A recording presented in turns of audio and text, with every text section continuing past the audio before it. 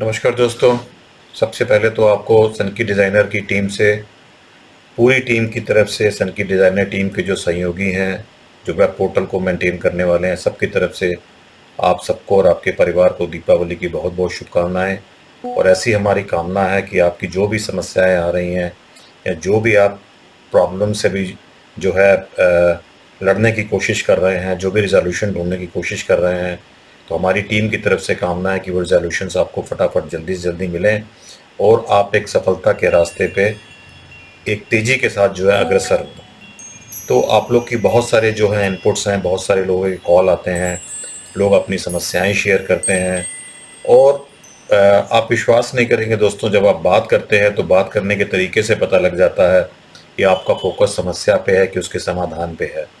और एक अनुभव की भी बात है, जो 25 साल का अनुभव है वो भी इसके पीछे है।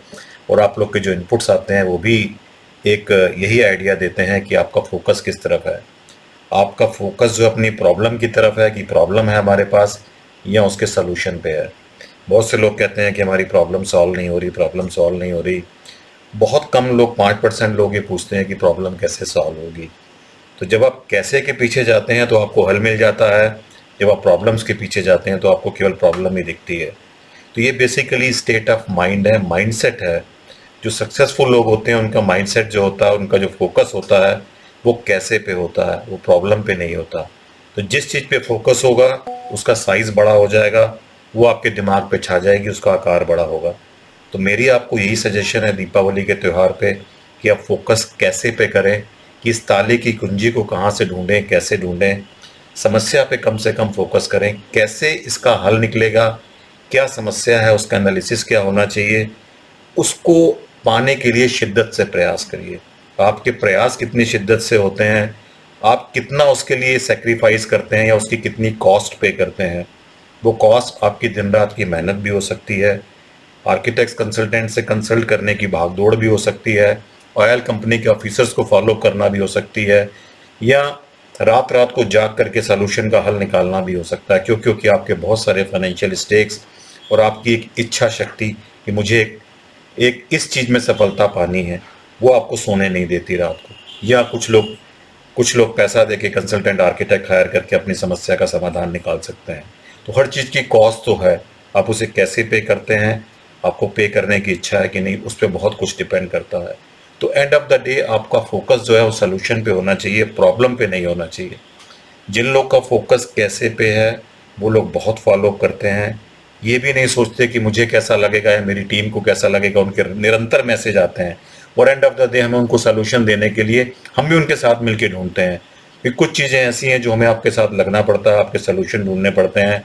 और कुछ चीज़ों पे हमें, क्योंकि लोकल इश्यूज हैं, स्टेट्स के इशू हैं, हमें वो पॉलिसी भी पढ़नी पड़ती है और हमें वहाँ के बायलॉज को भी स्टडी करना पड़ता है।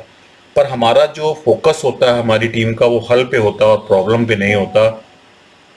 पर हम केवल आपको गाइड करते हैं, आपका फोकस किस पे है वो बहुत डिपेंड करता है। तो इसमें बहुत से लोग कहते हैं काम नहीं हो रहा, काम नहीं हो रहा। कैसे होगा उस पर फोकस करिए, नहीं हो रहा उस पर फोकस मत करिए। तो आप बेसिकली किस तरीके से सोचते हैं, आपका नज़रिया क्या है उसको अटेंड करने का, वो बहुत इंपॉर्टेंट हो जाता है कि आप उसका हल ढूंढ रहे हैं, फोकस हल पे कर रहे हैं, या आप उस प्रॉब्लम पे फोकस कर रहे हैं। आप हल पे फोकस करेंगे, शिद्दत से प्रयास करेंगे तो आपको उसका ज़रूर हल मिल जाएगा। क्योंकि आपके माइंड पे प्रॉब्लम नहीं छानी चाहिए, आपके माइंड पे सलूशन छाना चाहिए। कोई ऐसा ताला नहीं जिसकी कुंजी ना हो।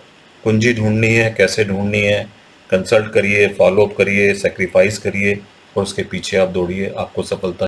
दोस्तों इसके पीछे का राज ये है कि जब आप सॉल्यूशन पे फोकस करते हैं तो आपकी सारी एनर्जी सॉल्यूशन पे चली जाती है और आप उसका रिजोल्यूशन ढूंढने का पूरा प्रयास करते हैं और आपको end of the day resolution मिल जाता है। उसके लिए आप जितने भी हार्डशिप्स हैं उसे फेस करते हैं और आप उस सॉल्यूशन को पाने के लिए तत्पर प्रयास करते हैं और सॉल्यूशन आपको ज़रूर मिलेगा। और मेरे को लगता है कि ऐसे 5% लोग हैं जो सॉल्यूशन ढूंढ रहे हैं, उनको बहुत बड़ी बड़ी मुश्किलों का, जहाँ पे लगता है कि ये काम नहीं हो सकता, कंप्लायंसेस नहीं हो रहे या बहुत सारी लीगल अड़चने हैं, उनके भी काम हो जाते हैं क्योंकि उनका फोकस जो है पूरा सॉल्यूशन पे होता है और उस रिजोल्यूशन के वो पीछे होते हैं। तो बहुत से लोग होते हैं जो बहुत ही, जिनको लगता है शुरू में कि उनको सब कुछ आता है, उनको सब कुछ क्लियर है। तो मेरी आपसे रिक्वेस्ट है कि जब आप किसी चीज़ का सॉल्यूशन ढूंढते हैं तो आप अपने माइंड को एम्प्टी करके जाइए, उसे खाली करके जाइए। आप किसी से कंसल्ट करते हैं तो उसकी बात को सुनिए, मानना ना मानना तो आपके हाथ में है। अगर आप पहले से ही डिटरमिन करके बैठे थे, आपको सब कुछ आता है या ये जो बताता है मुझे आता है, तो आप कैसे सीखेंगे दोस्तों। जो पानी होता है वो भी खाली जगह पे जाता है, कभी भरी जगह पे नहीं जाता। तो नेचुरल लॉ है, आप अपने माइंड को एब्जॉर्वेंट बनाइए, जो बनाने की कोशिश करिए कि जो एब्जॉर्व करे। कोई बता रहा है तो उसको सुनिए, उसका कितना रिलेवेंस है आपकी प्रॉब्लम से, ये डिसीजन तो आप खुद बाद में भी ले सकते हैं सुनने के बाद। तो आप कभी भी ये मत सोच के चलिए कि आपको सब कुछ आता है। अगर कोई कुछ बता रहा है तो उसको कोशिश करिए सुनने की, हेडफोन लगा के सुनिए। अगर आप किसी कंसल्टेंट आर्किटेक्ट की वीडियो किसी सब्जेक्ट पे देख रहे हैं, आप उसको पास करके रिपीट करके भी सुन सकते हैं, हो सकता है आपकी प्रॉब्लम का हल हो। अब कुछ लोग के कॉल आ जाते हैं कि सब कुछ वीडियोस में दिया हुआ, डिफरेंट डिफरेंट वीडियोस में, इन स्पाइट ऑफ उसको फोकस से सुनना, उसको रिपीटेड करके सुनना, बार बार एक ही प्रॉब्लम को बार बार पूछते हैं, तो दोस्तों हल कैसे मिलेगा। यहाँ आपका इंटेंट बहुत इंपॉर्टेंट है कि आपका फोकस किस पे है। आपका फोकस अगर सोल्यूशन पे है तो आप नेचुरली पुरानी वीडियो को भी एक्सप्लोर करेंगे, जो हमारे वेब पोर्टल पे क्वेश्चन आंसर सेशंस हैं उन पे भी जाएंगे, क्योंकि वो सारे ऑनलाइन इसीलिए किए गए हैं कि आप उसका सोल्यूशन देख करके आगे बढ़ पाएँ। तो चैनल आपको, जो बेसिकली हमारा चैनल है, वो आपको ज्ञान देना चाहता है, वो आपको इन्फॉर्मेशन नहीं देना चाहता कि आज ये कहीं पे एडवर्टीजमेंट्स आए आप चले जाइए, आपको कैसे किस तरह के पंप लगाने हैं, कैसे करना है। ये टेक्निकल चैनल है, हम आपको टेक्निकल नो हाउ देंगे। ऑफ कोर्स जब आप इंसिस्ट करते हैं कि हमें इन्फॉर्मेशन दीजिए तो किस तरीके से हम अप्लाई करें, तो वो हम जरूर इन्फॉर्मेशन आपको देने का प्रयास करते हैं, बट फोकस हमारा ज्ञान देने पे है, आपको एम्पावर करने पे है। आप अपने आप में सेल्फ कॉन्फिडेंट हो जाइए, आगे बढ़िए। आपको किसी अधिकारी से जाके डिस्कस करना है, मैं तो बहुत से ऐसे लोगों को भी कॉल अटेंड कर रहा हूँ कि उनको अपने अधिकारियों के नाम ही नहीं मालूम। मैं पूछता हूँ कि आपका अधिकारी कौन है, उन्होंने बताया जी मेरा इंडियन ऑयल का रिटेल आउटलेट है। मैं पूछता हूँ कि आपके डिविजनल ऑफिसर कौन है, सेल्स अफसर कौन है, इंजीनियरिंग कौन देखता है, उनको ये भी नहीं पता। तो दोस्तों ऐसे लोगों को हल कहाँ से मिलेगा। आपको यही नहीं पता कि आप किन अधिकारियों से डील कर रहे हैं, तो आप क्या उम्मीद करते हैं कि बाहर जहाँ आप एनओसी फॉलो कर रहे हैं, जहाँ आप एलईसी क्लियर कराने के लिए प्रयासरत हैं, वो आपको कैसे एफर्ट्स मिलेंगे।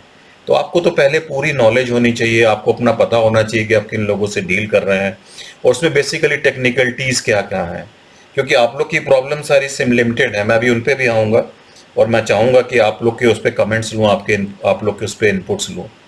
तो सॉल्यूशन रिजोल्यूशन आपके हाथ में है, आपके माइंडसेट पे है। आप कितना अपने आप को अपग्रेड करते हैं, कितना अपने आप को एब्जॉर्वेंट बनाते हैं, उस पर डिपेंड करता है।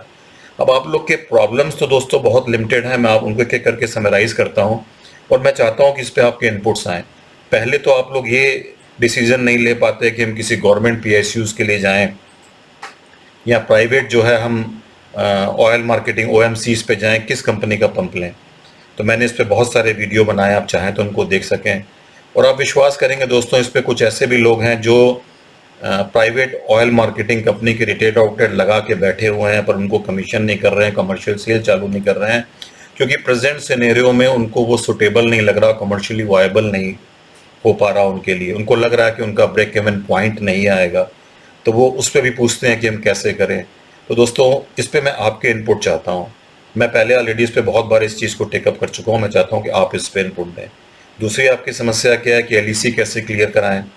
आप जो है जब एलईसी सर पे आ जाती है तब उसके लिए प्रयास करते हैं, उसके पहले आप किसी टेक्निकल कंसल्टेंट से कंसल्ट नहीं करते हैं, फिजिबिलिटी की बात नहीं करते हैं, फिर आपको बाद में पता चलता है कि डॉक्यूमेंटेशन में प्रॉब्लम है, आपकी साइट्स में कुछ नॉन कंप्लायंसेज है, फिर वहाँ पे आपके एलईसी में बहुत सारी प्रॉब्लम्स आती हैं।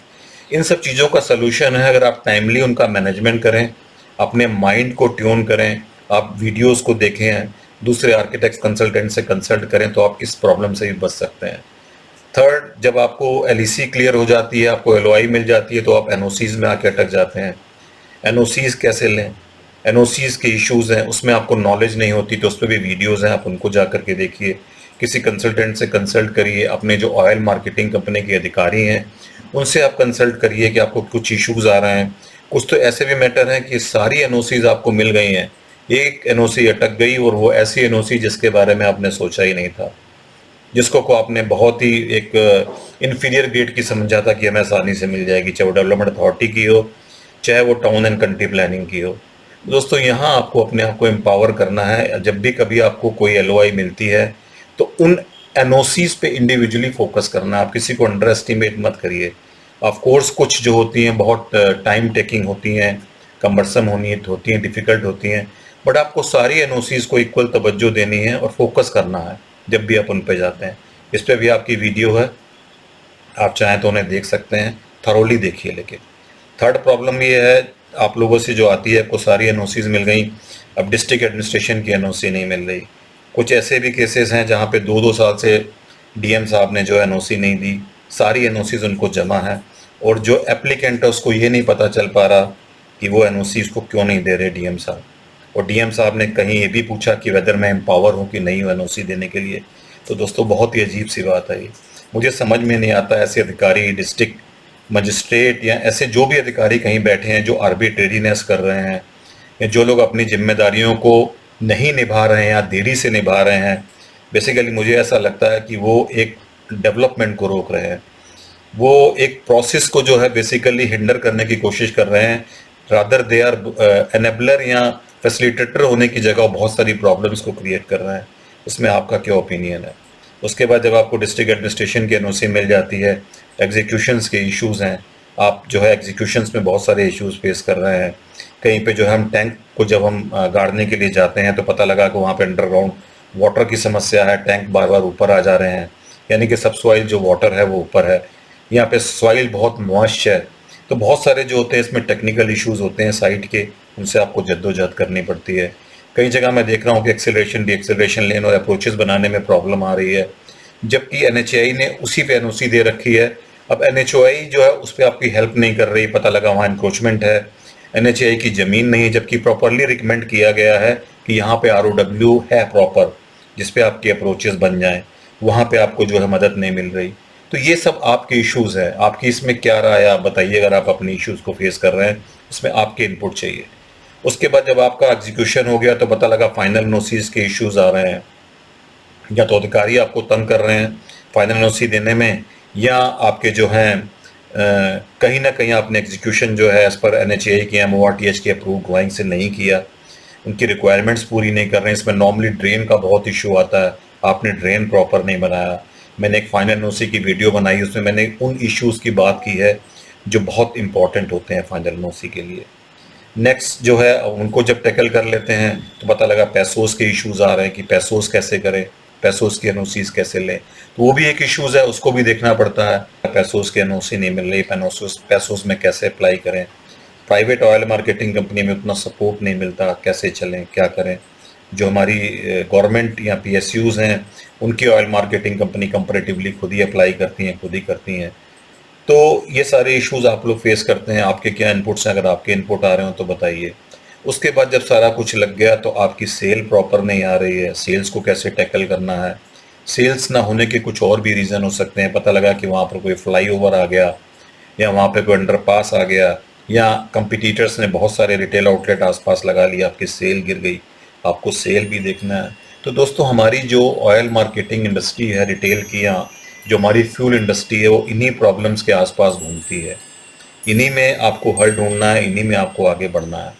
तो इसमें मैं चाहता हूँ कि आपके जो भी इश्यूज़ हों वो हमारी सनकी डिज़ाइनर टीम की जो है वो ईश्वर से प्रार्थना है कि वो आपके टाइमली इश्यूज़ जो है वो रिजॉल्व हों, और हम पूरी कोशिश कर रहे हैं इस चैनल के माध्यम से कि आपको रिजोल्यूशन दें। पर आपके इनपुट्स बहुत इंपॉर्टेंट हैं कि आप कहाँ अटक रहे हैं, वो अपने इनपुट्स दीजिए। हमारी पूरी कोशिश होगी कि हम उन्हें रिजॉल्व करें। और आप लोग को सबको जो है दीपावली की बहुत बहुत शुभकामनाएं, और ईश्वर करे कि आप तरक्की करें और जो भी समस्याएं आ रहे हैं उनसे आप पार पाएं और आगे सक्सेसफुल हों। Thank you very much.